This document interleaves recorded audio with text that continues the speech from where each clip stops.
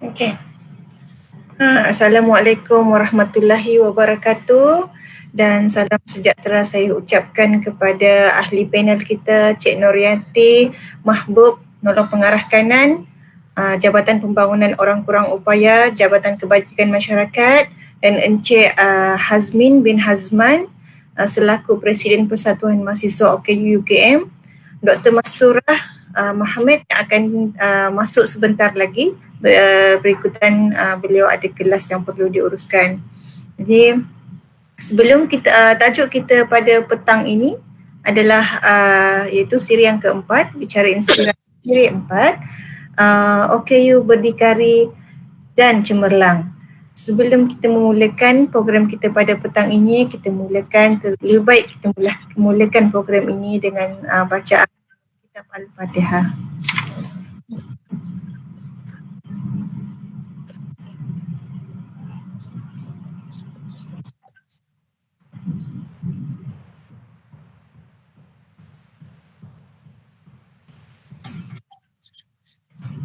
Amin amin ya rabbal alamin.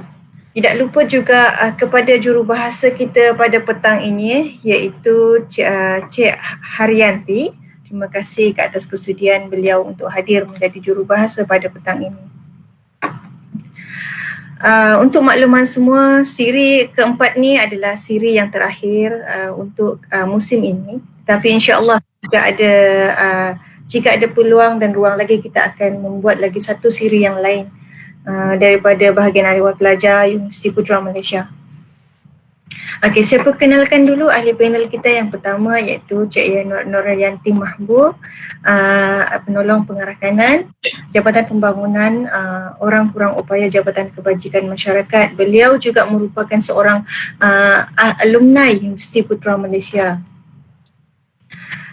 Dan panel kita yang kedua iaitu Encik Hazmin Hazman, merupakan pelajar tahun akhir dan selaku Presiden Persatuan Mahasiswa OKU Putra Malaysia. Dan panel kita yang ketiga iaitu Dr. Masturah Mohamad, iaitu pensyarah kanan Fakulti Bahasa Moden dan Komunikasi, di mana beliau akan masuk sebentar lagi.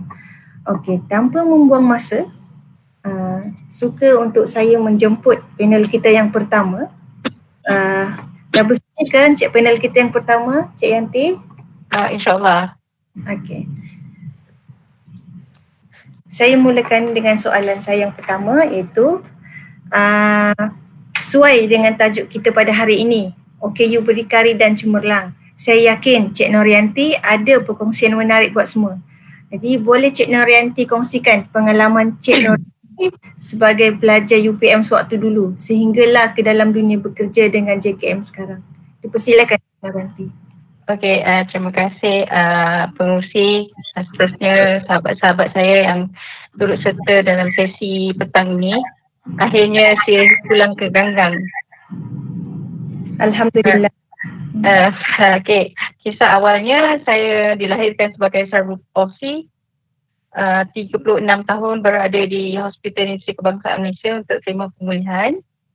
Kisah awal saya di Universiti Putra ialah apabila saya diterima masuk oleh Senat UPM melalui laluan kedua oleh Allahyarham yang berbahagia Profesor Datuk Dr. Abdul Salam Abdullah, yang pada ketika itu adalah Dekan Fakulti Perubatan dan Sains Kesihatan UPM, untuk memberikan saya ruang dan peluang belajar di peringkat universiti. Pada mulanya, walaupun pada waktu itu kertas matematik saya gagal 9. Kalau ikut laluan biasa, saya memang tak layak untuk masuk ke Universiti Putra. Dan berdasarkan pengalaman terdahulu, saya pernah menulis surat rayuan kepada semua universiti, kepada semua Vice Chancellor Universiti, kecuali Vice Chancellor Universiti Putra, kerana pada waktu itu UPM adalah Universiti Pertanian. So saya kata mustahil lah seorang OKU nak pegang cangkul pergi kuliah dan hadir kuliah pertanian kan. Alhamdulillah pada 17 November 1999 saya telah diterima masuk ke Fakulti Bahasa Moden dan Komunikasi Universiti Putra Seterusnya saya mengikuti program ijazah sarjana muda sastra. Tujuannya pada waktu tu nak jadi penulis. Konon lah. Alhamdulillah selepas 4 tahun saya mengikuti minor dalam kursus di Jabatan Pembangunan Manusia dan Pengajian Keluarga di Property Ecology. Akhirnya saya menjadi pegawai kebajikan sekarang. Dan saya akuilah UPM sangat dekat di hati saya kerana di situlah potensi saya dibangunkan daripada pelajar yang tak pandai sewaktu bersekolah dulu. Akhirnya saya bergraduat dengan GPA yang sangat baik,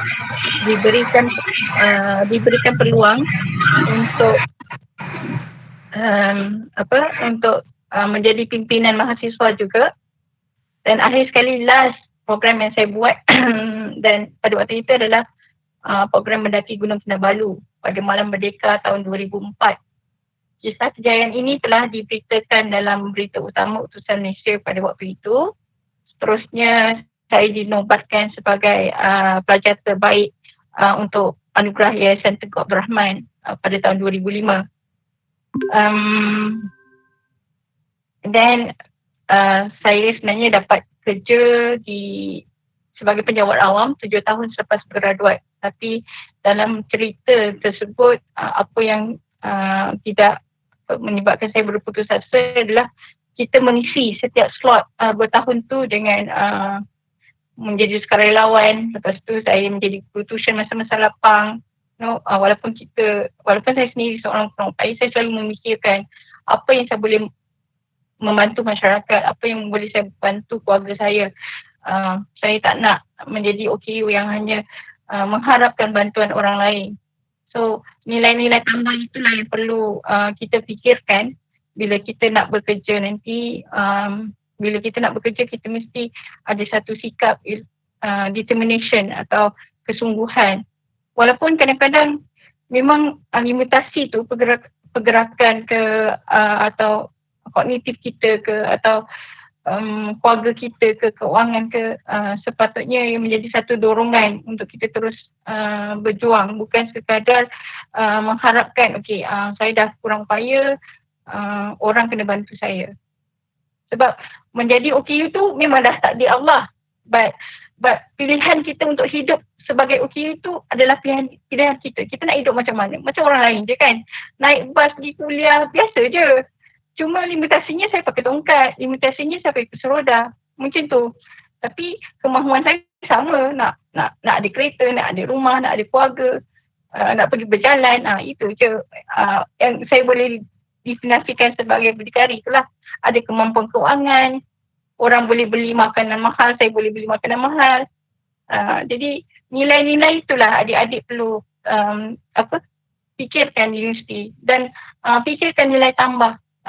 Paper qualification tu doesn't mean bila you graduate you akan dapat kerja yang sama. Saya bergraduat dalam bidang bahasa dan linguistik. For the time being saya jarang guna sangat bidang itu kecuali dalam keadaan-keadaan tertentu. Sekarang saya turn up to be pegawai sosial yang tak ada kaitan langsung dengan ijazah saya tu. Jadi apakah nilai tambah yang perlu ada? Perkara-perkara itu yang harus dipikirkan bersama. So, Alhamdulillah saya berada di sebuah jabatan yang orang merasakan betul.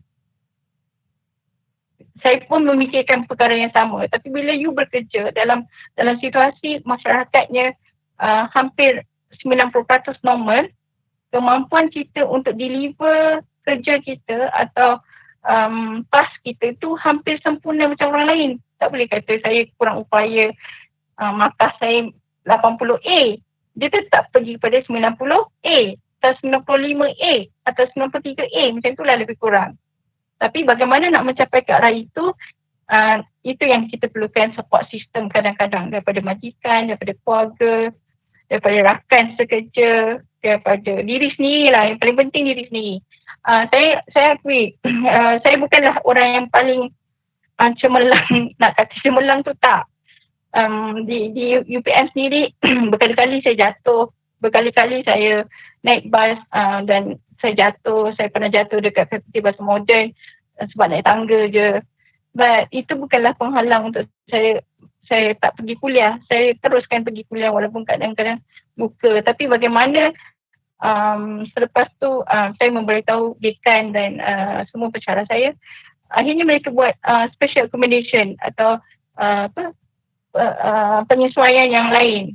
Kalau kata exam kali pertama dekat Dewan Besar, kali kedua dia kata pergilah kat bilik saya, nanti buat exam kat situ, lepas tu kamu balik. Macam tu. Menjadi OKU tak seharusnya menjadikan kita pasif lah. Dan kita kena sentiasa senyum, gembira, dan kalau kita ada masalah, kita try to cari orang yang paling hampir untuk kita bercakap. Of course, kita akan kata kita ada Allah. Itu pergantungan yang paling utama. Contoh saya sekarang. Saya sebenarnya tak boleh bawa kereta. Tak dibenarkan bawa kereta oleh doktor. Tapi selepas berapa lama saya merasakan tak ada penyelesaian. Jadi apa pilihan yang saya kena buat ialah saya harus terus belajar dan terus berani untuk bawa kereta tu. Walaupun kadang-kadang saya rasa aku ni nak accident, mungkin akan berlaku accident ke apa.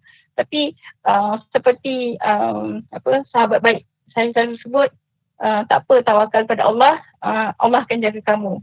So it was the same sewaktu saya lalui proses kerja di pejabat dan ketika saya mengharung hidup hari-hari, salah seorang mentor saya, Puan Rohaini Haji Zawawi, selalu sebut, saya pernah paling teruk sekali ialah bila saya kehilangan 3 orang penting dalam hidup saya tak sampai 6 bulan.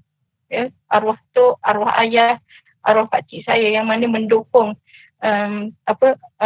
kejayaan saya sekarang ni. Of course kalau ikut hati, saya rasa saya gagal dalam semua keadaan, tapi memikirkan pesanan-pesanan yang mereka pernah berikan. Mereka kata why not jadi manusia yang bermanfaat, terus menyumbang, terus memberikan yang terbaik pada diri, pada keluarga, pada masyarakat. Sebab cerita kamu mungkin menjadi inspirasi pada orang lain. Saya kena akui, semasa kat sekolah saya bukanlah seorang pelajar yang pandai. Saya dapat semua exam. Saya tak tahu kalau semua orang kat sini pernah dapat. Saya punya result exam peperiksaan semua merah. Jadi macam mana cikgu saya bila sekarang saya pergi ke sekolah, cikgu pun macam tak percaya je. Bukankah awak dulu pernah tak pernah lulus dalam peperiksaan? Tapi itu cerita 20 tahun yang lepas. Of course sebagai yang penting diri kita, apa yang kita percaya untuk hidup kita, bukan orang lain. Orang boleh cakap je, oh kamu cacat, kamu tak boleh jalan, so tak ada harapan untuk ni. Sama juga dengan masyarakat, adik-adik yang sedang mengikuti program ni, you can decide apa yang kamu nak 5 tahun, 3 tahun akan datang. Cerita saya hanya sebagai satu inspirasi. Kalau baik, ambil lah. Kalau tak baik, tak apa, reserve. But you can have your own story. Tapi saya akui, saya sudah cakap dekat Puan Malina, saya cakap pada Dr. Nida, I'm not the right person untuk you all portraykan betul-betul. Sebab saya nak jadi orang biasa je. Tapi sekurang-kurangnya dalam kisah saya ini, apa yang saya boleh kongsikan adalah saya tak ada timbul putus asa. Walaupun kadang-kadang saya cakap dekat bos saya, rasa nak putus asa dah, rasa tak boleh sangat dah. Tapi sebenarnya esok saya cuba lagi. Akhirnya berjaya. Alhamdulillah berjaya. Dan bila you want to do something, kalau nak masuk kerja pun kalau nak mohon kerja pun, you all carilah kerja yang you all suka. Bukan kerana terpaksa saya tak dapat kerja so ambil je. So bila you all kerja dengan apa yang you all suka, you all akan beri hati dan you all tak rasa pun tu sebagai satu beban. Itu pengalaman saya lah, 7 tahun, lepas tu kerja 12 tahun. Alhamdulillah nanti saya akan bercuti untuk sambung belajar. So itu adalah a part of my journey. Alhamdulillah. Cuma dalam hidup kita ni, of course Allah akan uji, sentiasa akan uji. Tapi bagaimana kita meletakkan pergantungan, self-belief Dan paling penting dekat universiti adalah lingkungan, rakan-rakan dan para pensyarah yang baiklah. Kalau kita dapat kawan yang baik, mungkin kita nak belajar pun mudah, kita dapat environment yang sangat baik, kita boleh berjaya bersama-sama macam tu. Sebab kehidupan universiti tu sedikit sebanyak nanti akan mempengaruhi kehidupan kita dalam organisasi. Try to tolong orang lain. Bila you all nak hire, bila you all nak lamar kerja, try to define organisasi tu buat apa, bersedia dengan jawapan-jawapan yang lebih baik, tapi tidak menunjukkan kita terlalu pandai. Ya, sebab dalam organisasi kita bekerja dengan ramai orang, kita kena jaga ramai perasaan.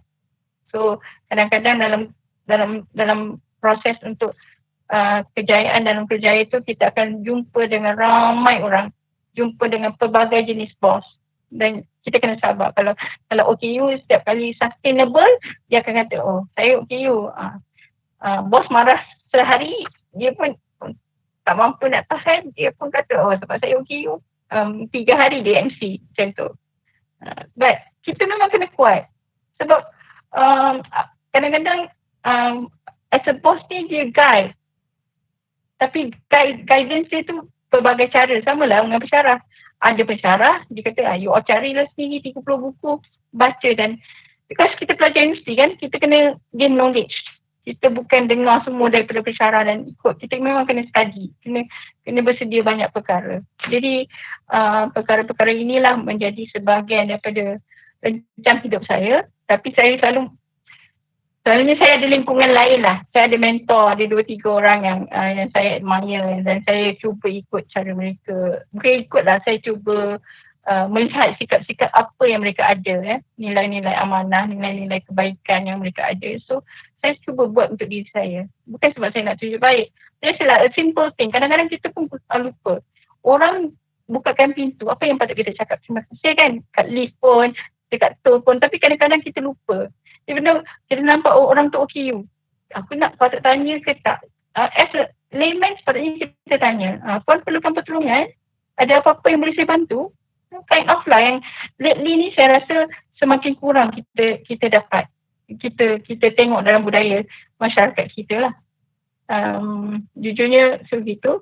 Saya rasa mungkin puan boleh tanya lagi kalau kata ada soalan. Even though open to the public untuk tanya jugalah in between tu. Baik.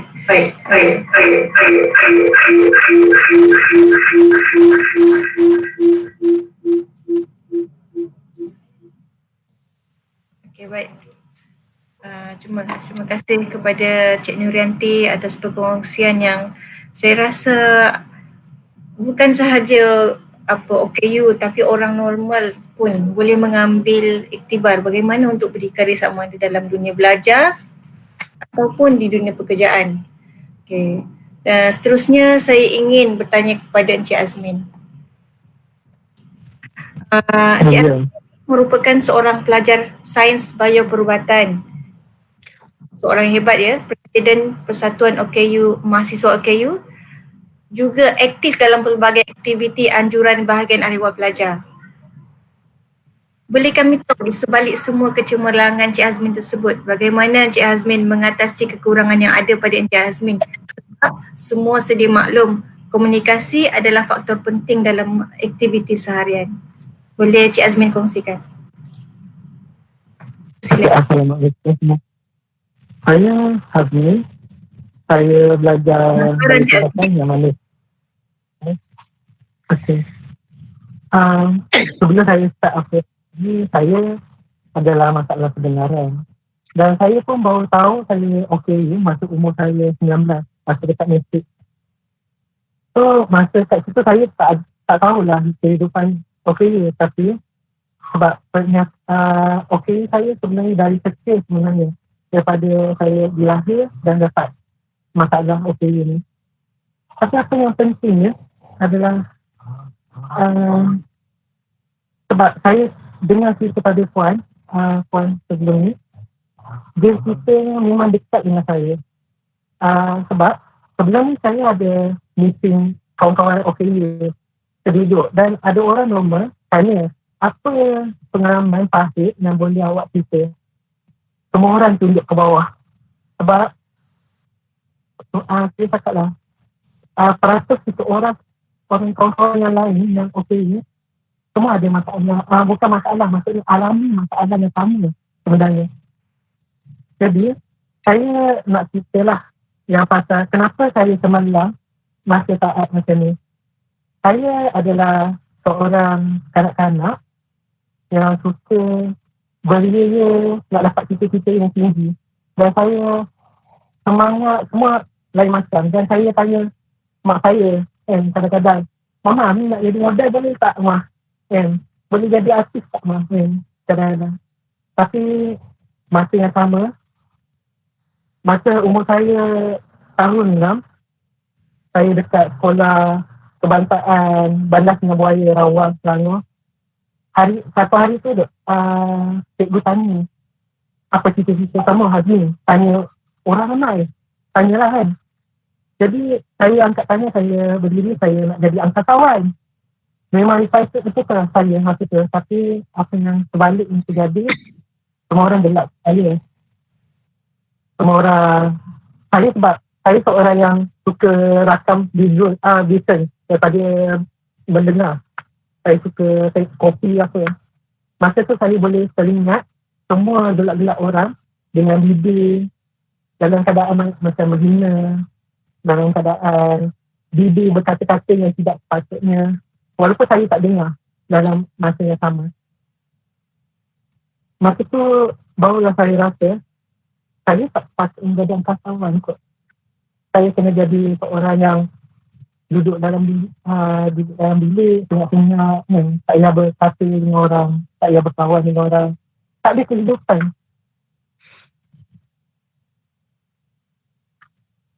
Sampai saya dekat sekolah tak sedar kan.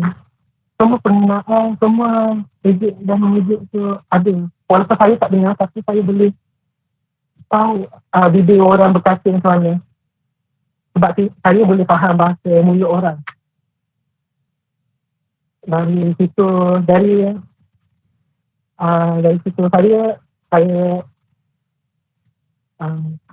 memang tak ada kawan dari sekolah tu lagi. And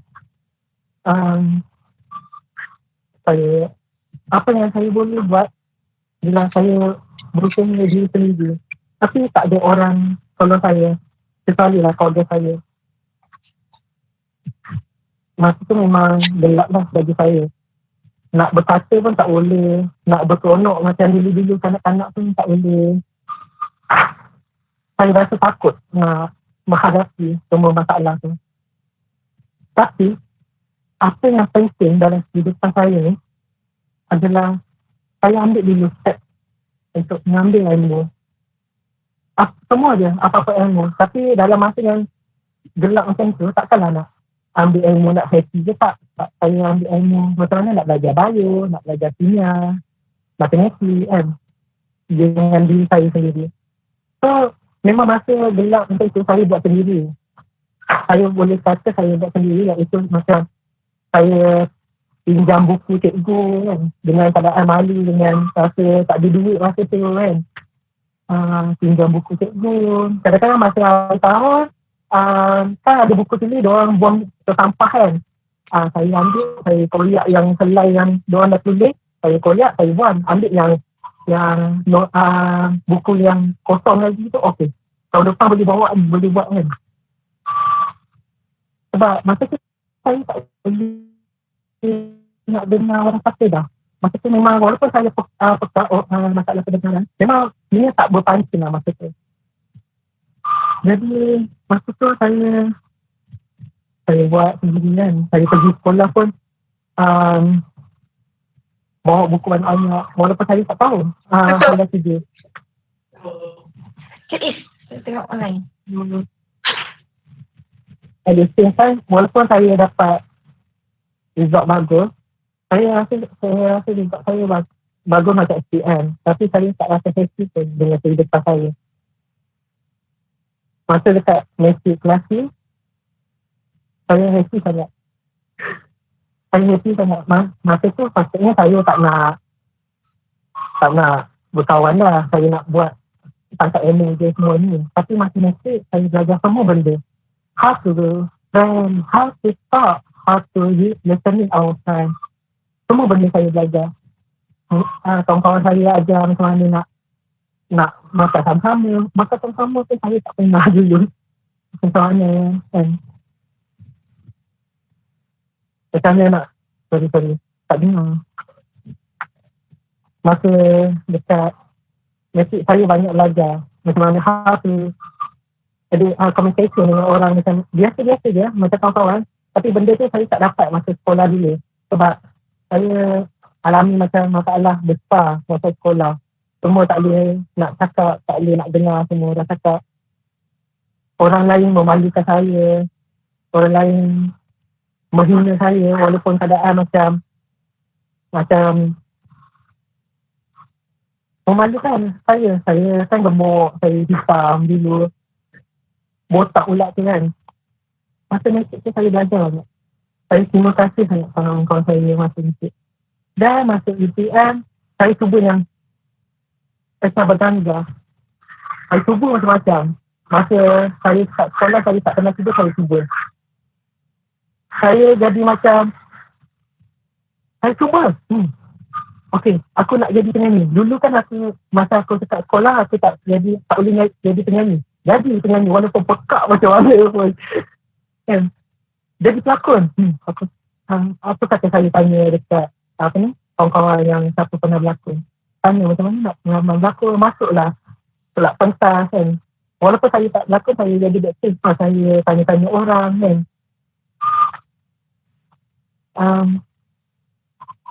Lepas tu saya masuk macam-macam.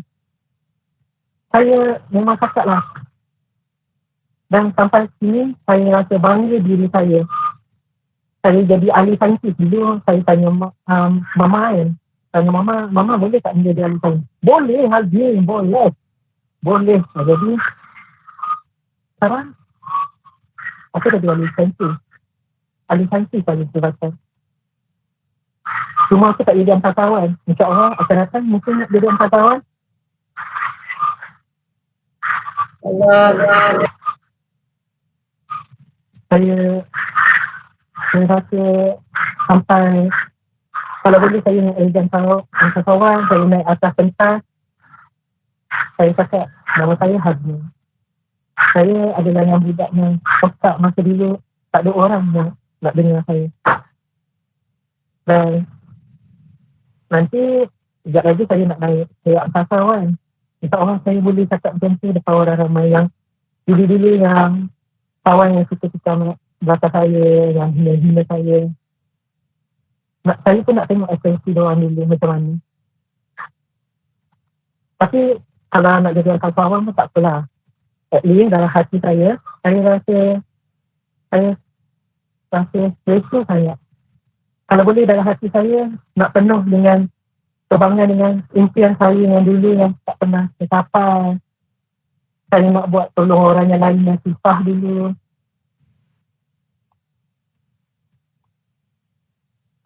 Saya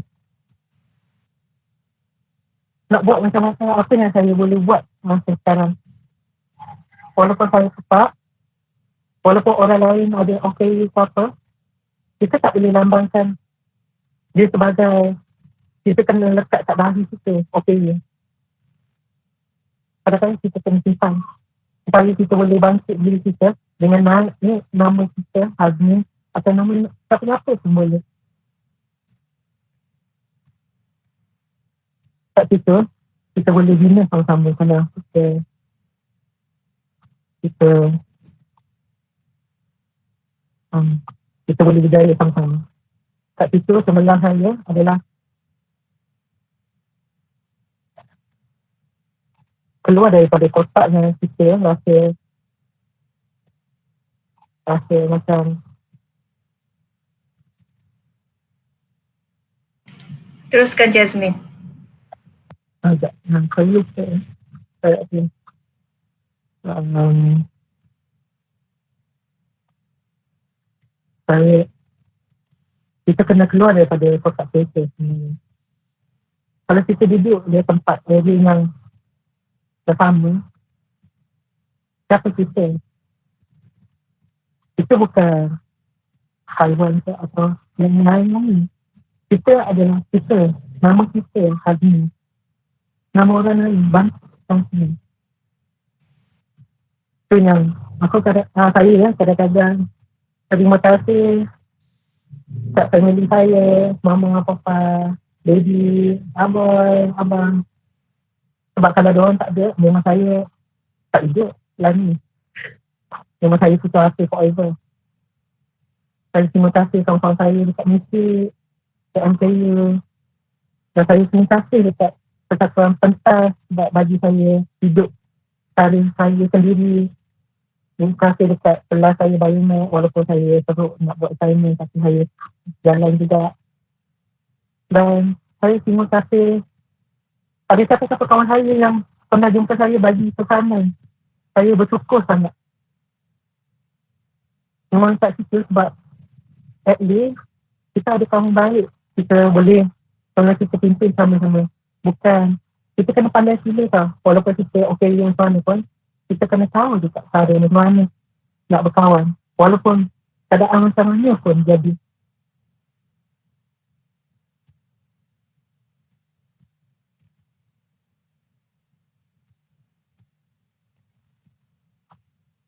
Kalau saya diam, maksudnya saya sangat bersyukur sangat saya dapat share apa-apa yang saya nak. Dan sekarang tu saya happy sangat dengan kehidupan saya. Walaupun banyak masalah tapi saya happy sangat.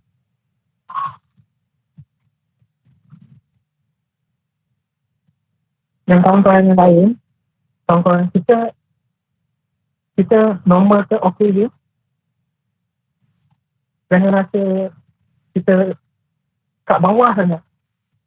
Walaupun orang reject kita, macam mana pun jadi, kau rasa kita boleh buat tak? Maksudnya, kita sendiri. Kita boleh buat tak? Kalau boleh, buat je lah. Siapa boleh halang?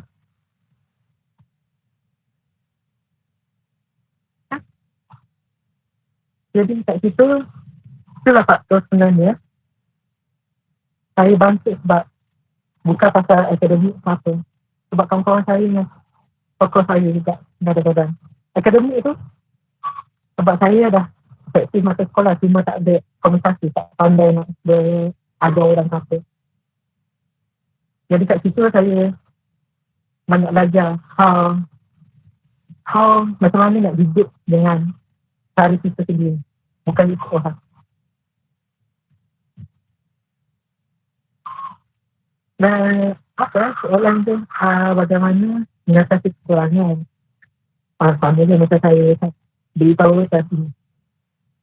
Apa yang penting pengalaman kita. Buatkan pengalaman kita tu boleh bangkitkan kita sebenarnya. Jadi ada apa-apa soalan nanti mungkin Pemana boleh beritahu kat saya boleh tak? InsyaAllah Cik Azmin. InsyaAllah Cik Azmin.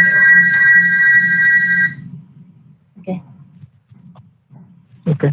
Maaf pasal InsyaAllah nanti selepas selesai semua pembentangan panel kita akan buka soalan kepada para peserta. Boleh? Okay. Cik Azmin atas perkongsian Cik Azmin tu, ia tidak dapat dinafikan ya, memang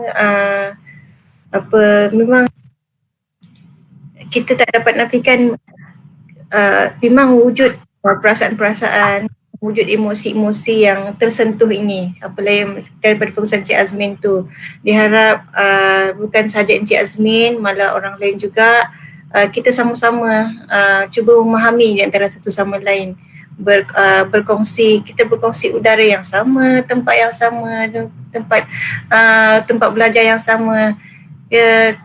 Kenapa kita mesti mewujudkan satu jurang sedangkan kita sebenarnya boleh sama-sama melakukan pelbagai aktiviti bersama-sama. Okey, seterusnya soalan saya pula kepada selamat datang ya Dr. Mastura. Terima kasih kerana kesudian Dr. Mastura untuk hadir pada petang ni. Okay. Soalan saya pada Dr. Mastura. Dr. Mastura merupakan seorang pensyarah kanan daripada Fakulti Bahasa Moden dan Komunikasi Universiti Putra Malaysia. Apa yang saya nak tanya kat sini ialah apa pendapat Dr. Mastura tentang kecemerlangan? Adakah kecemerlangan itu memerlukan sifat berdikari atau ia memerlukan bantuan sepenuhnya daripada pihak yang tertentu? Boleh Dr. Mastura kongsikan?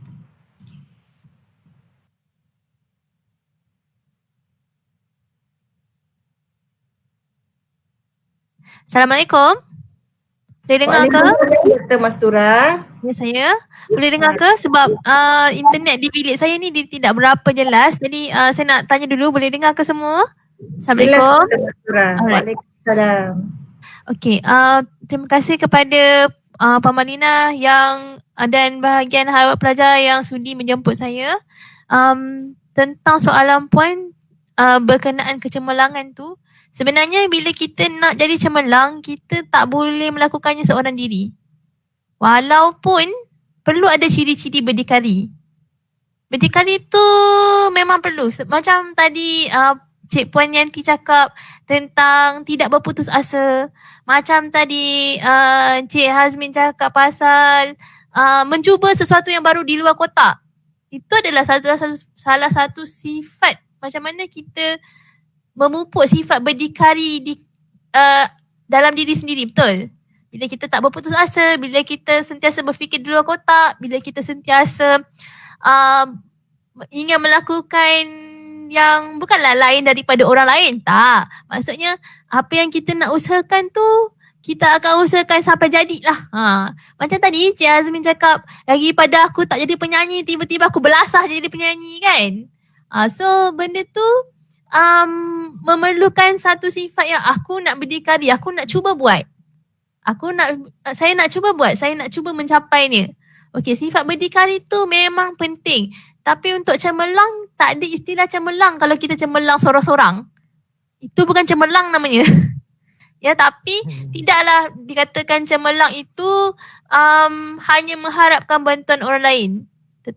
Macam ni dia kena balance tau. Untuk cemerlang, kita perlu ada unsur berdikari. Tapi untuk cemerlang juga, kita perlukan sokongan orang lain juga. Sangat-sangat memerlukan sokongan orang lain. Sokongan yang macam mana? Sokongan yang macam mana tu, macam saya tak pastilah dengan anda semua yang lain, tapi berdasarkan pengalaman saya, berdasarkan apa yang telah saya lalui, saya boleh cakap kami lah. Kami sampai ke tahap ini dengan bantuan ramai orang. Tapi betul, tak semua orang faham apa yang kami lalui ini. Sebab tu macam tadi Cik Hazmin cakap, family is always very important. Sebab family kita lah yang akan kata, kau mesti boleh je. Dia on je kan, dia on je. Dia tak pernah off. Family kita akan sentiasa on. Dia sebenarnya family support tu sangat penting. Bila kita nak cemerlang, kita kena ada support system yang padu. Dia tak perlu ramai, dia perlu yang berkualiti. Dia perlu yang berkualiti dan sentiasa mendukung apa yang kita ingin lakukan lah. Dan apabila berada dalam organisasi pula, kita perlu juga mencari satu organisasi ataupun kena berusaha lah untuk menyesuaikan diri ya. Tetapi perlu juga berusaha untuk buat organisasi tu faham yang mungkin kita ada keperluan yang sedikit berbeza daripada orang lain. Tapi bukanlah sebab kita nak special treatment. Tapi kita memerlukan tu sebab kita nak buat kerja kita. In order to perform, we have to have some special requirements. Other requirements yang orang normal tak ada. Tapi bukanlah sebab kita nak contohnya saya bagi contoh saya lah. Okay, saya menaip dengan agak perlahan. Macam not the average speed. Macam bukan pada kelajuan yang orang biasa. Jadi saya akan meminta jasa baik kawan-kawan saya ataupun saya punya bos untuk cakap kalau benda tu tak terlalu urgent, boleh tak saya ambil masa sejam ekstra ataupun 2 jam ekstra. Sebab saya tahu kapasiti saya hanya mampu untuk type berapa banyak perkataan ni dalam masa berapa lama. Tapi dalam jangka masa yang sama juga, sebagai seorang yang dikelilingi oleh able-bodied person, of course, saya pun mesti nak cuba. Walaupun saya tahulah kalau mungkin saya push too hard, saya akan jatuh sakit. Tapi kalau saya tak push, benda tu tak akan berhasil on time. So dia punya keyword dia adalah balance. Balance tu sangat susah sebenarnya. Sebab kadang-kadang kita dipengaruhi oleh banyak faktor. Macam faktor kesihatan, faktor emosi, faktor especially bila you ada palsy cerebrum, yang melibatkan anda menggunakan tenaga yang lebih banyak. Kalau mengikutkan research, orang yang ada CP, dia menggunakan 3 kali hingga 5 kali tenaga lebih banyak daripada mereka yang bukan CP. So, you bayangkan aktiviti macam nak menaip atau aktiviti nak sikat rambut, untuk kebanyakan orang yang ada cerebral palsy, ambil masa dan tenaga yang lebih lama daripada orang-orang yang bukan CP. Tu contohlah, saja sebagai satu contoh. Ia bukannya satu perbandingan yang negatif. Ia cuma nak mengatakan setiap keperluan sesuatu orang, kekurangan upaya ni berbeza. Contohnya saya dengan Cik Poyanti memang kondisi yang sama, tapi kalau you all datang jumpa kami, you all akan cakap, CP, diplegic CP pula tu. Tapi tak sama pun. So, macam mana ada keperluan untuk organisasi kita dan orang-orang di sekeliling kita memahami juga keadaan kita to some extent supaya kita boleh memberi tahap cemerlang tu. Bila kita nak cemerlang, kita tak boleh cemerlang seorang-seorang. Dia mesti ada support system dia. Walaupun bab-bab yang mencabar diri sendiri tu memang kena cabar diri sendirilah. Tak boleh nak tunggu orang cabar kita kan. Kita pun mesti ada balance. Kita sendiri kena ada semangat yang tinggi, semangat juang yang tinggi, dan kita pun mesti ada support system yang balance, yang kuat, baru kita boleh mencapai kecemerlangan tu. Bila cakap pasal cemerlang lah, kan? Okay? Okay.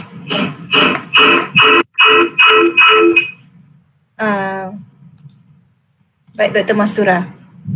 Ada apa-apa yang atau saya teruskan kepada pusingan seterusnya? Saya rasa untuk perkongsian saya itu sajalah, sebab soalan yang pertama Puan tanyakan saya tentang pendapat dan apakah yang boleh membina kecemerlangan tu. Saya rasa dah rangkumkan jawapan tu dalam saya punya satu respon yang yang saya dah beri tadi kan. Sebab nak membina kejayaan ni bukan senang. Macam saya cakap lah, dia kena ada support system yang kuat, dan kita pun kena ada kita punya own willingness juga. Willingness to, for example, willingness untuk tidak mengalah, willingness untuk sentiasa bergerak di luar kotak. Tu willingness lah, kita sendiri kena rela hati. Orang nak kecam, orang tak suka, lantak situ. Macam gitu. Sebab dia punya kisah dia macam ni tau. My mom always say, apa-apa orang cakap, regardless apa orang cakap, regardless apa orang nak kita stop kat sini lah. Kita macam regardless apa, whatever people want to say, dia akan habis dekat percakapan je. Nanti bila you dah achieve something, you yang achieve benda tu, bukan orang yang cakap. So macam kita let je lah orang nak cakap, okay bye. Nak cakap apa? Nak cakap yang buruk, okay terima kasih, bye. Macam tu. Mak saya selalu macam beritahu saya jangan terlalu mengambil reaksi terhadap apa yang orang kata. Orang yang kata tu, apa yang orang kata tu tak penting. Yang penting reaksi kita terhadap perkataan dia. Contoh kalau dia cakap sesuatu yang buruk, kita tak payahlah overreact. Kita just, kau cakap aku buruk tak apa, aku diam dulu, nanti esok kalau aku dah berjaya kau sendiri yang diam. Macam tu. Dia konsepnya begitu. Kita tak perlu nak overreact. Kita kalau orang tak suka kita pun kita tak perlu nak overreact. Of course lah masa mula-mula kita pun adalah sedikit down. Tapi macam Mak Sin cakap, kita jangan terlalu marah kepada orang. Kita jangan terlalu sedih dengan apa yang orang buat. Sebab kalau kita marah dan kita sedih, kita yang rasa. Orang yang buat tu tak rasa apa-apa pun. Tak rasa apa-apa. I guarantee dia tak rasa apa-apa. They don't even feel anything. They don't even feel sorry. Dia tak rasa bersalah pun kalau dia cakap apa-apa yang buruk pasal you. Sebab itu adalah dia. So kita tak boleh nak ubah orang. Kita tak boleh ubah orang. So kita control apa yang kita boleh control, which is ourselves. Itu je lah. Right. Apa yang saya faham, berdikari, tapi dalam konsep kita juga memerlukan support, sokongan. Betul. Berdikari tu perlu, tapi sokongan daripada orang lain tu pun dia balance, dia kena balance. Kena orang lain kena sedar, orang perlu juga menyokong. Walaupun kita rasa kita dah berdikari, betul? Ya, betul. Macam contohnya lah, macam saya pun ada certain perkara saya masih sedar diri yang saya masih memerlukan banyak bantuan orang. Walaupun macam lah, contoh macam angkat barang berat. Actually saya tak boleh angkat barang berat pun. Saya tidak dinasihatkan untuk mengangkat barang berat. Tetapi apabila saya seorang-seorang, saya gagahkan je buat semua benda. Macam konon boleh kan. Tapi realitinya saya memang memerlukan bantuan. So apabila saya memerlukan bantuan, janganlah kepada OKU pula. Ni nasihat saya kepada OKU pula. Sekiranya anda rasa anda memerlukan bantuan, jangan segan memohon atau meminta bantuan. Jangan rasa macam kalau aku minta tolong orang ni mesti orang ni tak nak tolong. You tak try dulu. So macam there's no harm trying. Kalau dia tak nak tolong, apalah. Tapi at least you do your part, you ask for help. Because even orang normal pun memerlukan bantuan. Ni kan lagi orang yang kita tak cakap normal lah. Orang yang able bodied pun memerlukan bantuan. Ni kan apa lagi orang yang person with disability. So macam ada juga disabled people yang saya kenal, diorang macam takut nak minta bantuan ataupun nak minta pertolongan. Sebab dia takut macam nanti mesti orang ni tak nak tolong. Tapi itulah kita salah. sebab kita tak tanya, so mungkin tanggapan kita salah. Walaupun adalah ramai juga orang yang able bodied ni memang tak membantu pun. Contoh kalau saya naik LRT, jarang sekali lah orang nak kasi saya duduk. Jarang sekali. Mungkin sebab saya tak pakai apa-apa walking aids ke, ataupun orang nampak saya berdiri nampak macam okey ke, walhal masa tu lutut dah rasa macam nak cabut kan. Sebab dah berdiri lama. Tapi saya pula kena ambil inisiatif. Kalau saya betul-betul dah tak tahan, dah sakit, saya akan cakap, puan boleh tak kalau saya nak duduk? Saya sakit kaki. Saya tak akan bagi tahu orang saya ada cerebral palsy. Sebab bukan semua orang faham yang saya ada cerebral palsy tu. So macam saya just buat macam benda tu as layman as possible. Supaya orang boleh terima. Kecuali untuk situasi macam ni lah, untuk situasi awareness, saya kena bagi tahu condition saya adalah palsy cerebrum or cerebral palsy. Saya kena bagi tahu orang. Tapi for daily punya, untuk setiap hari punya urusan, saya macam cakap, saya sakit kaki. Ataupun kalau orang tanya kaki accident ke? Anggukkan je, layan je. Layankan je. Ganas ya. Layankan je. Sebab tu macam, kalau orang tanya saya macam, sebab tu orang yang jumpa saya, dia mesti akan cakap, saya punya approach tentang kehidupan ni macam agak berbeza sikit lah. Orang cakap tak sedih ke? Sedih. Memang sedih, memang ada sedih. Tapi saya selalu fikir macam kalau saya sedih, terutamanya bila sedih yang berpanjangan lah. Saya sedih, tapi orang yang buat saya tu tak sedih pun. So kenapa saya nak buang masa sedih untuk orang yang tak memikirkan tentang saya pun? Faham tak? Kita memang sedih. Kita akan ambil masa lah 1 jam, 2 jam menangislah kejap ataupun whatever kan. Whatever lah. Kalau benda yang kecil-kecil kadang-kadang tak kuasa dah nak sedih. Celantak kau situ. Kan?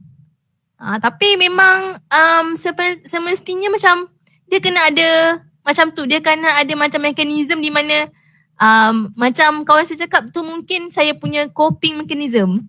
Sebab saya tak suka sedih, saya tak suka nangis. Tapi walaupun adalah masa-masanya saya macam tu. Tapi kalau saya asyik fikir apa orang buat ni, apa orang cakap ni, orang buat macam mana kat saya. Kalau macam tu hari-hari nangis kot. Macam tak berbaloi. Okay, baik Dr. Mastura. Terima kasih Dr. Mastura atas perkongsian Dr. Mastura sebentar tadi. Okay, seterusnya kita berbalik semula kepada Cik Yanti. Okay, Cik Yanti, merujuk kepada kerjaya Cik Norianti sekarang. Apakah fungsi Jabatan Pembangunan Orang Upaya dan bagaimana ia dapat membantu OKU untuk berdikari dalam kehidupan mereka? Boleh Cik Yanti huraikan?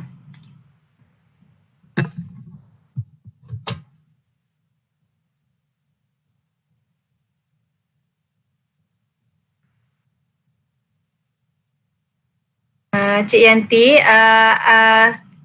sila ada.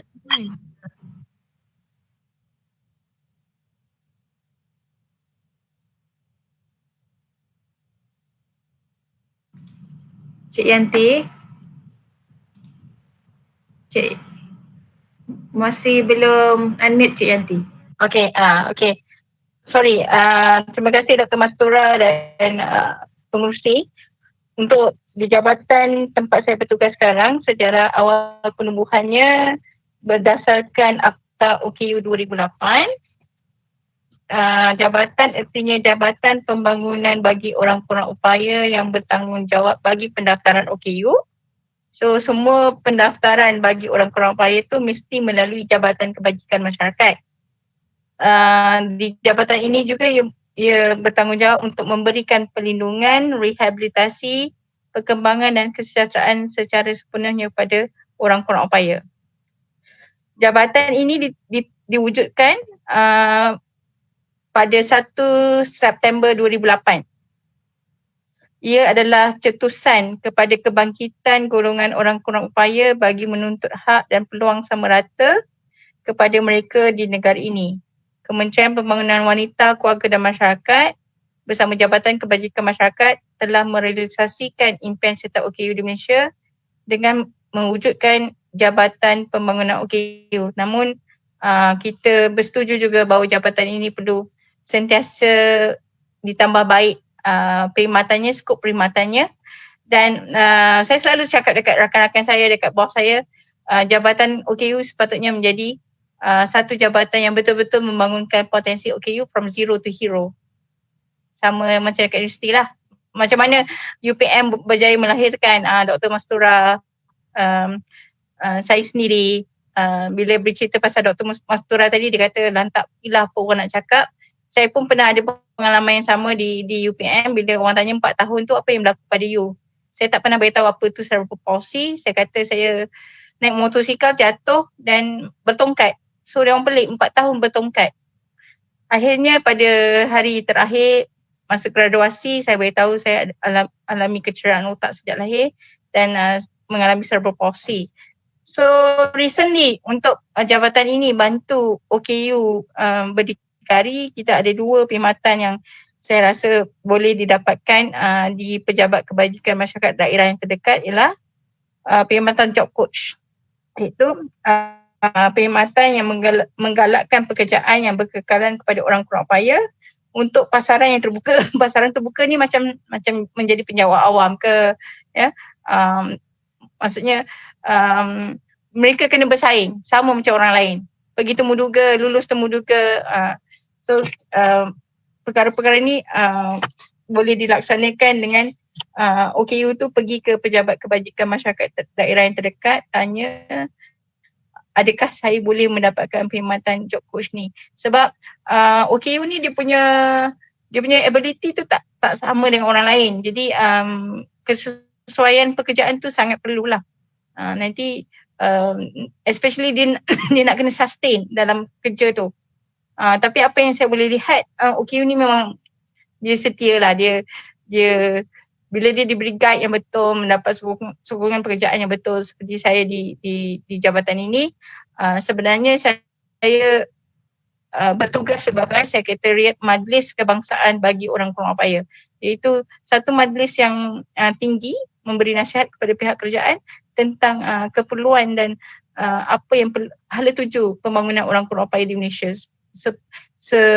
sepenuhnya lah. But apa yang lebih penting dekat sini ialah sejauh mana OKU tu sendiri atau masyarakat tu bersedia menerima OKU. memang memang seperti yang Dr. Mastura sebut tadi tu lah. OKU kena ada satu sikap yang willpower-nya sangat tinggi lah. Dia kena berjuang, tapi pada masa yang sama sokongan daripada masyarakat, keluarga, rakan karib. Dia tak boleh berjaya seorang-seorang. Saya sendiri pun di usia 42 tahun ini, ramai sekali orang yang telah contribute dalam perkembangan kerjaya saya. Terutama sekali saya kena berterima kasih lah kepada Jabatan Pembangunan Orang Kurang Upaya. Di saat saya merasakan saya bukanlah calon yang sesuai, kandidat yang terbaik, tapi bos saya, rakan-rakan saya, supervisor saya memberikan saya peluang yang sangat banyak. Orang yang pertama sekali bagi saya peluang keluar TV sebenarnya Dr. Mastura. Masa tu saya tak boleh ganti, masa tu saya kena ganti tempat beliau pada tahun 2013 kot, keluar di MHI untuk pertama kali. Lepas tu saya dapat lots of series.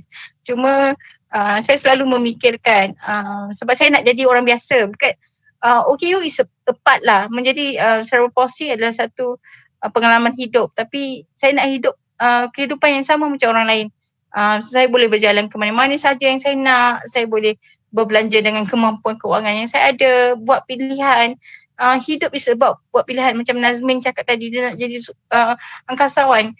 Itu impian dia. So I think semua orang punya impian, tak salah kalau OKU punya impian luar biasa pun. Kalau suatu hari nanti Allah memang akan jawab dalam situasi yang berbeza. Kalau hari ni saya pergi ke sekolah pun, memang cikgu kata, bukankah awak dulu tak boleh membaca, tak boleh menulis, macam mana awak boleh turn up to be like this? So kita tak pernah tahu rezeki orang, masa depan orang, apa yang kita boleh buat pada masa ini adalah kita hanya mampu berusaha dan berdoa. Tapi harus juga mempunyai satu sikap yang baik, sentiasa berbaik sangka dengan Allah, sentiasa buat baik pada orang lain. Cuba walaupun kita sekarang belajar, sekali-sekala kita tolong orang, serve sesiapa yang kita bantu. Kita nampak OKU, kita rasa kita perlu bantu, kita bantu. Kalau kita rasa kita perlukan dengan pensyarah, kita hormat. So I think it's part and parcel dalam hidup ni lah, dalam meniti kejayaan sebagai seorang OKU. Of course, seperti Dr. Mastura cakap, saya sendiri pun sebenarnya 5 tahun lepas saya bercita-cita untuk ada rumah sendiri. Alhamdulillah sekarang ada. Kita kena berfikir beyond that. Bila kita bekerja sekarang pun, seperti saya, of course saya kena velvous sedikit sebanyak tentang apa yang jabatan sediakan kepada OKU. Cuma benda tu kita, tak semua benda kita boleh minta dan kerajaan boleh sediakan secepatnya.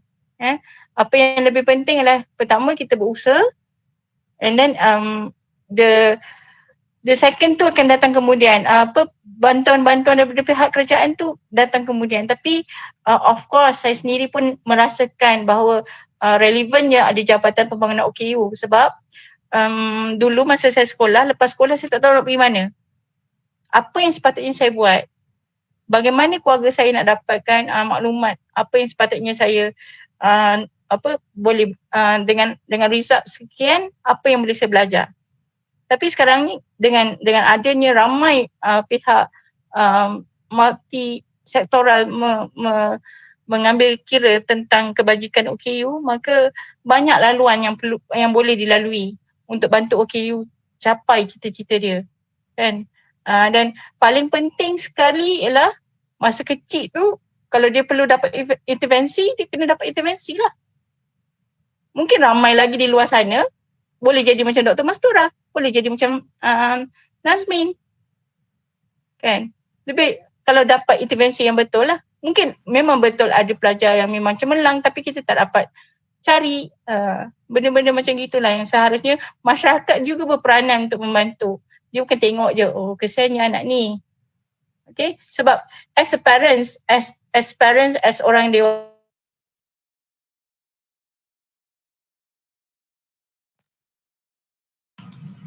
Ya, Cik Yanti.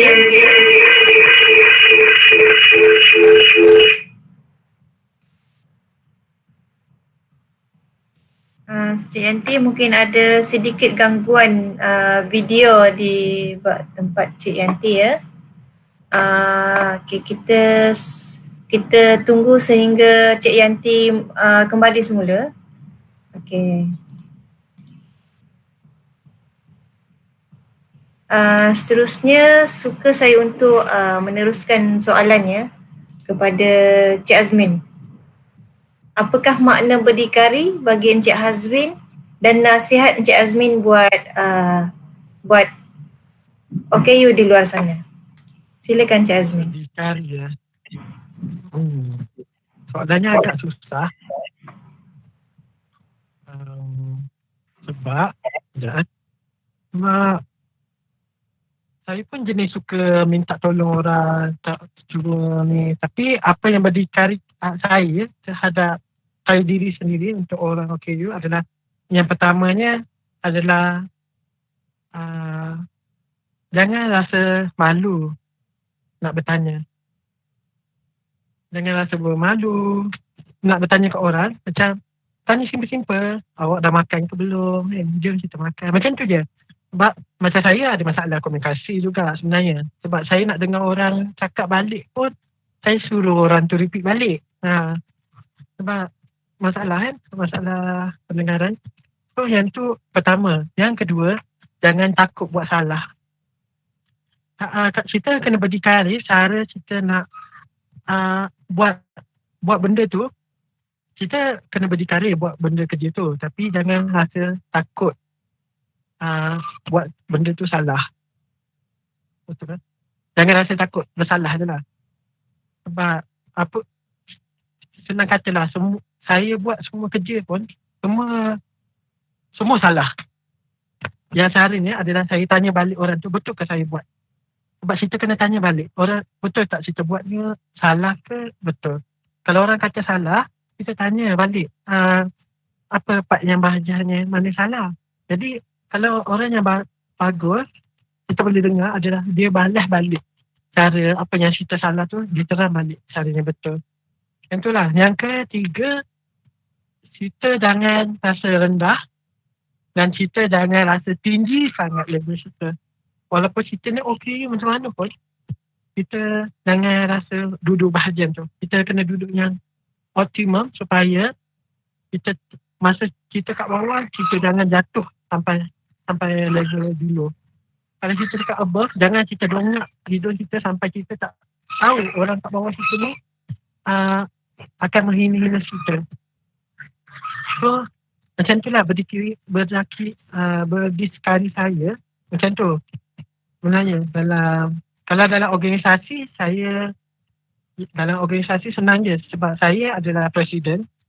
So dalam presiden tu saya hanya buat keputusan. So, saya akan tanya kawan-kawan saya, bagi pendapat, so saya akan buat conclusion. Kat situlah organisasi. Dan Ya, Encik Azmin. Ada lagi? tak ada dah. Macam tu, berdikari. Okay, baik. Terima kasih Cik Azmin. Maaf Cik Nurianti tadi sebab mungkin masalah gangguan internet rasanya. Kita sambung semula perkongsian Cik Yanti. Okay, minta maaf. Saya rasa macam saya hilang dari udara. Okay, itulah saya fikir saya kena berterima kasih kepada Jabatan Pembangunan Orang Kurang Upaya sebab mereka betul-betul menggilap potensi saya. Banyak kali juga saya merasakan saya gagal. Tapi dalam proses kegagalan itu rupanya adalah untuk membawa saya kepada satu kembara yang lebih menarik lah, insyaAllah. Cuma menjadi OKU ni bukan alasan untuk kita terus berputus asa, tapi kita seharusnya boleh menjadi inspirasi lah kepada orang lain, dan juga kepada of course kepada ibu bapa seperti ibu bapa Dr. Mastura. Mereka punya attitude yang betul lah. untuk membesarkan seorang anak kurang upaya. Tak mudah sebenarnya. Setiap daripada kami ni setiap hari tu macam survival. Tapi bagaimana kita ambil survival tu sebagai satu kisah yang menarik. Saya sendiri pun saya bawa kereta, ya. Saya bawa kereta sendiri dengan kawalan tangan yang sebenarnya doktor tak izinkan. Doktor tak benar. Saya tak ada pilihan sebab saya tahu perkhidmatan door-to-door service tu termasuk kalau kata Grab pun sangat mahal. Mungkin sekali dua kita boleh cuba. Kalau memang susah sedikit. Jadi apa yang saya buat ialah saya terus belajar bawa kereta sampai dekat rumah. Ramai rakan-rakan saya yang jiran yang bantu saya untuk buat reserve kereta walaupun saya memikirkan sampai bila nak jadi macam begini, tapi saya sehabis usaha cuba semampu mungkin untuk terus berdikarilah. Sebab menjadi OKU ni sama je macam orang lain nak buat keputusan dalam hidup kan. Kita nak kerja yang kita suka, buat benda yang kita jumpa dengan orang yang kita suka juga. Tapi dalam proses itu sebelum kita akan lalui dulu kisah-kisah yang duka. Tapi attitude yang baik tu sangat perlulah. Kalau nak berduka lara, pasal saya sendiri saya mengalami diskalkulia ataupun maths sampai sudah tak boleh buat. Tapi alhamdulillah saya punya teamwork yang sangat baik, terutama sekali supervisor saya Puan Rasnida dan bos saya dekat Jabatan OKU dan rakan-rakan, dan anak bos saya ada 2 orang kat sini bersama co-worker saya. Mereka faham dan mereka cuba bantu. Contohnya saya boleh buat task tu, tapi kalau nak buat margin dekat minutes tu quite susah. Kalau orang lain buat dalam masa 1 jam, setengah jam, saya 3-4 hari tak settle lagi. So support system itu sangat-sangat bantu. Dan sebaik mungkin mereka cuba faham apa itu cerebral palsy. Itu pentinglah sebab mereka berada di jabatan ini. Cuma bila saya di luar, saya juga kalau kata saya tak mampu nak berdiri, saya akan beritahu, cik boleh bagi saya duduk, saya kurang upaya. Ataupun dekat teks tu, dekat MyCar ke, dekat Grab ke, awal lagi saya beritahu, saya kurang upaya yang pakai tongkat. Boleh bantu? So kalau mereka rasa tak okey, mereka akan tolak. Kalau mereka rasa mereka nak ambil, mereka akan ambil. Cuma yelah, apa yang kami lalui ni dah hari-hari dah bertarung kan. Dah jadi struggle. So kita happy je. Sebab kita rasa kita dah better dengan jatuh 10 kali depan public pun saya masih boleh senyum bangun je. Tak ada rasa macam malu. Tak rasa kenapa aku mesti jatuh kat public. Certain time yes. Tapi saya mampu, Allah berikan ujian ini. So bila Allah mampulah. Kalau kita tak mampu, Allah tak bagi ujian tu. Itu yang sangat penting. Bonding dan juga mungkin kita ada orang-orang yang kita sayang lah. Itu adalah perkara-perkara yang nilai tambah yang menyebabkan OKU tu boleh survive dan gembira macam Dr. Mungkin dah cakap, pun orang cakap. So saya kena berterima kasih pada Dr. Mastura sebab dia yang bagi saya peluang pertama kali berjumpa publik pada tahun 2013, keluar di program MSI untuk cerita tentang cerebral palsy. I think itu saja buat masa ini, Izwana. Okay, terima kasih banyak. Terima kasih banyak Cik Yanti. Okay. Seterusnya suka saya untuk mendengar daripada Dr. Mastura. Boleh Dr. Mastura kongsikan formula kecemerlangan Dr. Mastura sehingga dapat membina kerjaya pada masa sekarang. Silakan Dr. Mastura. Formula dia, terima kasih Puan Malina, terima kasih kepada Azmi, terima kasih kepada Cik Puan Yanti, terima kasih kepada semua yang memberi peluang kepada saya untuk berkongsi. Dengar ke? Dengar, jelas. Okay. Alright. So formula kejayaan ni macam saya cakap tadi, kita tak boleh berjaya seorang-seorang, kita tak boleh cemerlang seorang-seorang. So cemerlangnya saya adalah disebabkan sokongan banyak orang. Kalau orang yang kenal saya dia memang akan tahu kerja saya asyik terima kasih ke orang. Sebab walau sekecil-kecil punya kebaikan tu kepada saya sangat berterima kasih. Tu saya rasa adalah traits kepada most OKU kot saya rasa. Kawan-kawan semua, kawan-kawan atau pesawat-pesawat yang kenal, yang saya kenal, tak kira lah apa juga jenis OKU-nya, suka berterima kasih terhadap walau sedikit mana pun kebaikan yang orang dapat. Tu yang sikit. Apatah lagi yang besar. So formula dia saya memang boleh cakap sokongan daripada pelbagai pihak, peluang yang diberikan oleh pelbagai pihak, kasih sayang yang diberikan oleh pelbagai pihak, especially keluarga, kawan-kawan, cikgu-cikgu, guru-guru. Kadang-kadang kasih sayang tu even from strangers pun dia memang susah nak cari lah, tapi bila dia cari tu kita rasa macam okay, ni mesti ada something yang Allah nak bagi tahu macam tu. So benda-benda macam tu. Lepas tu yang penting sekali kita tidak berputus asa.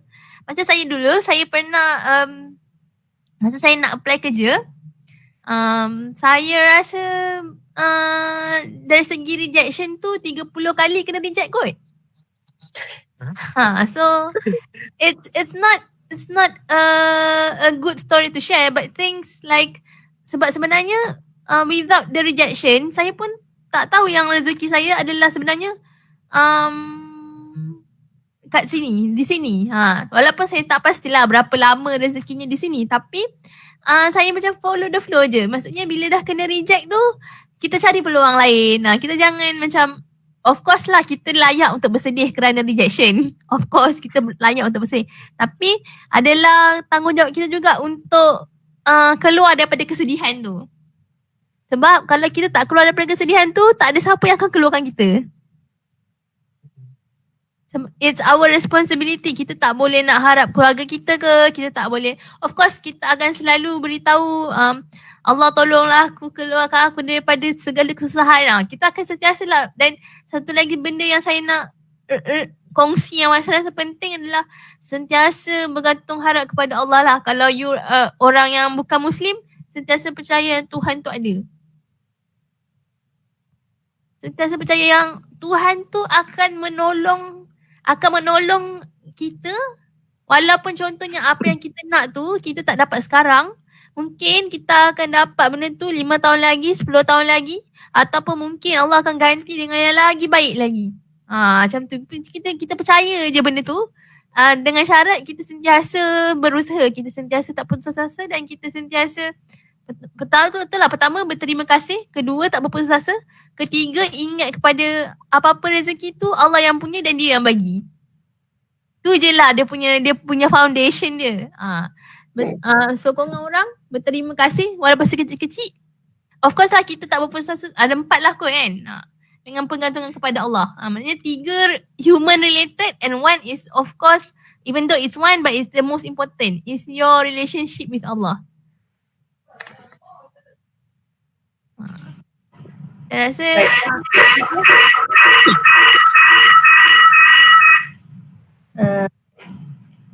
terima kasih Dr. Mastura. Apa yang saya faham daripada apa kata-kata Dr. Mastura, kita berdikari, tapi kita jangan sombong untuk menerima sokongan daripada orang lain.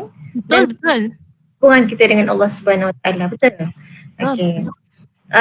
Saya untuk membuka peluang kepada para peserta sekiranya jika ada soalan kepada ahli panel. Silakan para peserta.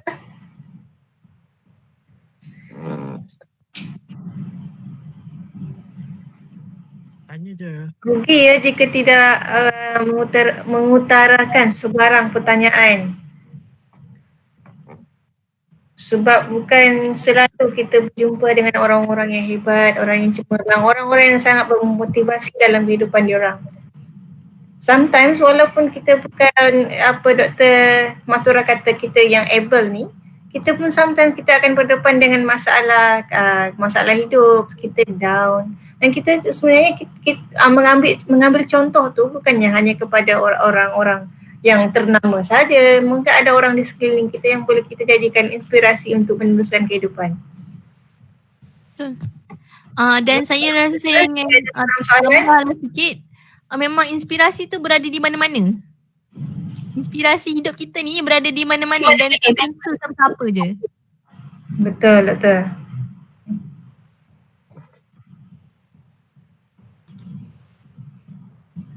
Kalau sesiapa yang mengikuti program Bicara Inspirasi sejak dari mula lagi, dia ada 4 siri. Siri pertama, siri yang pertama iaitu accessibility, inclusivity dan quality OKU UPM. Kita menampilkan ahli panel daripada kalangan pelajar yang berbeza keupayaan. Sebagai inspirasi buat semua. Dan siri kedua pula kita menampilkan para pensyarah pensyarah UPM dan pensyarah daripada luar UPM berkongsi tentang bagaimana OKU tu boleh berbakti bersama-sama, inklusif di dalam sebarang aktiviti orang lain. Dan macam mana dan bagaimana guideline daripada mereka tu untuk pelajar-pelajar OKU maupun komuniti luar untuk sama-sama berbakti. Siri yang ketiga kita tampilkan ahli panel daripada Paralimpik negara dan juga ahli panel yang memang dalam bidang sukan dan memang terkenal dalam bidang sukan untuk mengajak OKU untuk sama-sama aktif dalam bidang sukan dengan mengetahui dan dengan ilmu untuk bagaimana untuk menjadi atlet yang terkenal. Dan ini adalah siri terakhir untuk musim ni. Diharap akan ada siri yang akan datang lagi. Rugi jika para peserta tidak bertanya ya pada petang ini. Siri itu OKU berdikari dan cemerlang. Daripada semua-semua topik yang penutup dia ni berdikari dan cemerlang. Berdikari tapi dalam kata Dr. Masura, dalam konteks kita masih jangan sombong menerima sokongan orang lain dan juga menjaga hubungan kita dengan Allah Subhanahu Wa Taala. Ahli panel ada nak tambah apa-apa tak untuk program pada petang ni, ahli panel?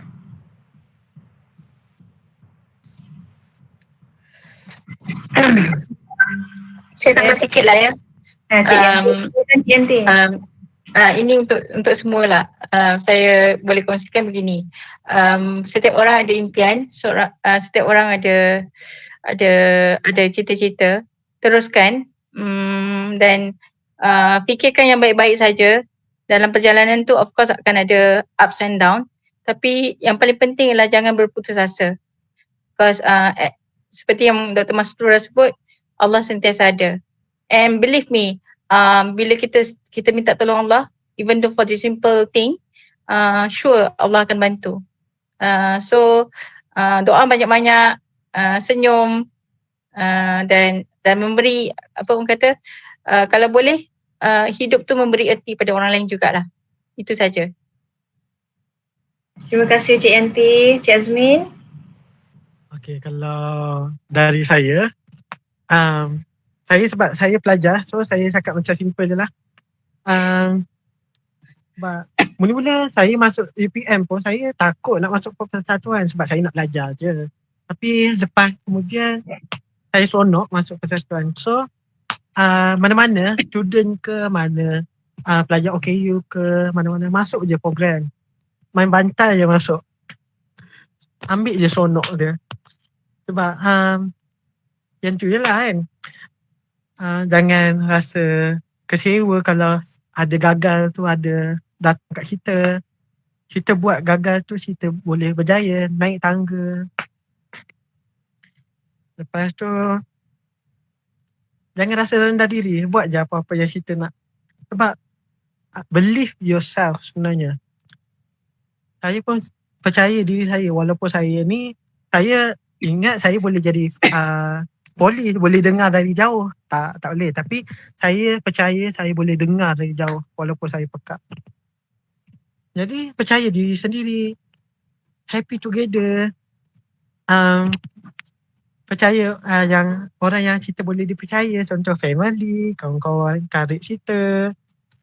Lepas tu jangan rasa benda yang kita buat tu salah. Jangan sekali-kali sebenarnya. Kita fikir kita buat ni untuk kebaikan kita sendiri. Itulah dari pesanan dari saya. Dan jangan kita pun, saya pun OKAU tapi saya ambil jawatan tinggi. So saya rasa saya tak rasa kecewa pun saya ambil jawatan tinggi ni. Jadi boleh je, semua orang boleh sebenarnya. Jangan rasa takut je. InsyaAllah boleh. Okey, terima kasih Encik Azmin. Dr. Mastura ada apa-apa untuk kali akhir? Assalamualaikum dan salam sejahtera. Dalam banyak-banyak yang kita telah discusskan pada hari ini tentang semangat kita tu membolehkan, semangat kita dan daya usaha kita membolehkan para OKU untuk maju ke depan. Jangan pula kita lupa sebenarnya halangan-halangan yang wujud di persekitaran kita. Gelaran yang diberi adalah orang kurang upaya.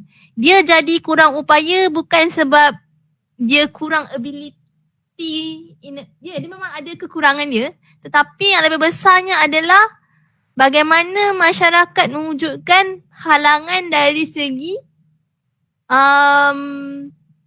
persepsi dan dari segi infrastruktur dan dari segi attitude diorang. Maksud saya tak katakan semua masyarakat begitu, tetapi anda bayangkannya, jika kita boleh mewujudkan suasana yang lebih inklusif dalam masyarakat, di mana yang kita boleh menerima OKU. Contohnya, OKU ni memang ada kekurangan. Saya ambil contoh diri sendiri je lah. OKU ni memang ada kekurangan. Oh, dia tak boleh berjalan dengan betul, dia menaip dengan lambat, dia pada posture yang tak berapa baik, contoh. Tetapi dengan kita membuang halangan, maksudnya kita tahu dia dah tak boleh nak type cepat, so kita bantu dia in the sense that kita bagi dia extra time sikit untuk dia complete yang kerja dia. Bukan dia malas. Cuba bayangkan, sebab kadang-kadang saya sendiri berhadapan dengan situasi di mana orang menganggap saya tidak completekan task tu in time sebab malas. Walhal kalau diberikan peluang, mungkin lebih baik lagi daripada mereka yang able body. Tu yang mak saya selalu cakap. So apa yang kita selalu kena buat, yang para OKU ni selalu kena buat adalah sentiasa memberi macam orang, setengah orang mungkin nampak tu sebagai alasan, tapi macam mak saya selalu cakap lah, selalu menerangkan kepada kawan-kawan, kepada masyarakat sekeliling, apakah condition yang kita ada, apakah halangan-halangan yang mungkin wujud, supaya mereka dapat faham dan bantu merobohkan halangan-halangan tu, halangan persekitaran dan halangan attitude tu. Mungkin bila diorang dah faham, diorang akan ada attitude yang lebih baik. Maksudnya diorang akan lebih menerima dan diorang boleh mewujudkan persekitaran yang lebih baik untuk kita bekerja, untuk kita belajar dan untuk kita berkhidmat. Dalam banyak-banyak kita bercakap tentang kita ni, macam mana kita mencapai, tetapi jangan dilupa pula aspek yang lain yang masih perlu banyak ditambah baik. Especially in Malaysian society. Saya minta maaf banyak-banyak sebab saya bukan nak compare, tetapi cuma nak sedikit sharing story. Semasa saya belajar di Australia, alhamdulillah saya dapat peluang belajar di sana, saya dapat rasakan perbezaan tu. Saya dapat rasakan perbezaan macam mana masyarakat mempunyai attitude yang bagus terhadap OKU, mempunyai penerimaan yang bagus. Macam mana mereka merendahkan segala bentuk halangan. Untuk OKU tu jadi sangat independen. Even orang yang pakai electric chair pun boleh, electric wheelchair boleh naik bas. Dan pemandu bas akan bantu dia naik that bus. Ini bukan comparison Ini lebih kepada macam mana masyarakat di sana menunjukkan empati mereka terhadap golongan ini. Dan membolehkan OKU ni capai lebih jauh. Buat lebih jauh. Buat sampai dengan lebih lagi. So dia ada dua sides of story lah. Dengan harapan supaya pada masa depan masyarakat Malaysia akan lebih prihatin, lebih cakna tentang OKU. Kita sebagai OKU pun kena memberitahu kepada yang bukan OKU apakah itu golongan kurang upaya dan macam mana masyarakat boleh membantu. So dia ada dua pihak punya peranan. Kita tak boleh expect orang yang bukan OKU faham OKU. Tak boleh. Kita kena menerangkan kepada mereka macam mana mereka nak faham OKU ni. So kita pun janganlah berat mulut. Orang tanya kita diam aja. Bila orang tanya kita anggap tu satu peluang untuk kita terangkan apakah itu kurang upaya. Macam mana nak tolong orang kurang upaya. Contohnya orang yang berkerusi roda mungkin keperluannya sikit berbeza kepada orang yang tidak berkerusi roda, contoh. Tapi itulah peluang kita untuk kita berkongsi dengan orang apakah itu maksudnya jadi orang kurang upaya. Supaya mereka ada attitude yang bagus, masyarakat ada attitude yang bagus dan mewujudkan persekitaran yang lebih menerima kepada orang kurang upaya. Itulah. Baik Dr. Mastura, terima kasih Dr. Mastura atas perkongsian yang untuk kali akhirnya. Suka saya untuk mengucapkan ribuan terima kasih kepada barisan ahli pelajar dan alumni, terutama yang berbahagia Profesor Roslan Profesor Dr. Roslan Sulaiman, Timbalan Naib Chancellor ahli pelajar dan alumni, Ketua Pentadbiran ahli pelajar dan alumni Puan Norizai, Ketua Bahagian ahli pelajar Encik Fahmi Azhar Nisar, Ketua Seksyen Kebajikan Puan Syamila, tim teknikal Encik Hafiz untuk poster yang cantik yang beliau buatkan untuk semua siri, Encik Iyab dan Encik Razali yang membantu untuk teknikal kita untuk video live dan juga video link Google Meet pada petang ini. Dan semua yang terlibat memberi sokongan langsung atau tidak langsung, saya ucapkan terima kasih kepada semua ahli panel yang terlibat sebelum ini, iaitu pada siri-siri sebelum ini dan juga pada hari ini, para peserta yang sudi untuk meluangkan masa bersama-sama di semua siri dan pada hari ini. Semoga apa yang kita buat ini dirahmati oleh Allah Subhanahu Wa Taala dan menjadi apa yang panel-panel sebelum ni ucapkan dan pada hari ini kongsikan menjadi inspirasi buat semua. Semua boleh. Dan kita sama ada kita OKU ataupun orang ramai kena bersama-sama untuk mewujudkan satu situasi inklusif di mana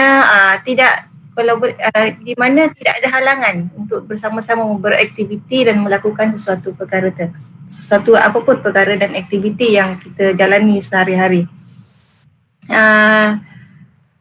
Terima kasih juga buat jurubahasa yang terlibat sebelum ni dan juga jurubahasa kita pada hari ini, Cik Haryanti. Terima kasih banyak saya ucapkan. Dengan itu walaupun sedih tapi juga terpaksa berakhir ya, pada program ini. Jadi semoga kita berjumpa lagi ya semua. Saya akhiri program pada petang ini dengan tasbih kifarah dan surah Wal-As.